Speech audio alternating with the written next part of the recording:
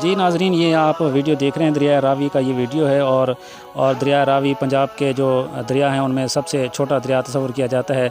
और इसमें जो है ना 20,000 या 15,000 जो पानी है क्यूसिक है वो भी बहुत ज़्यादा होता है। लेकिन इस साल गैर मामूली बारिशों की वजह से और भारत की जानब से बग़ैर इतला दिए 2 लाख से ज़्यादा पानी जो है ना वो छोड़ दिया गया, जैसा कि बताया जा रहा है। तो इस वजह से काफ़ी गैर मामूली सूरत हाल पैदा हुई। और जैसा आप इस वीडियो में भी देख रहे हैं, लोगों ने अपनी मदद आपके तहत एक बंद बांधा था इसके आगे 2-3 देहातों को कवर देने के लिए कि वो ना डूबें।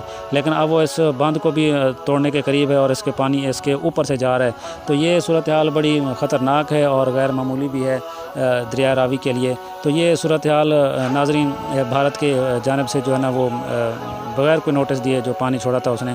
तो इसके अलावा बाकी दरियाओं में भी तकरीबन सारे दरियाओं में सूरत हाल गैर मामूली है और ख़तरनाक है।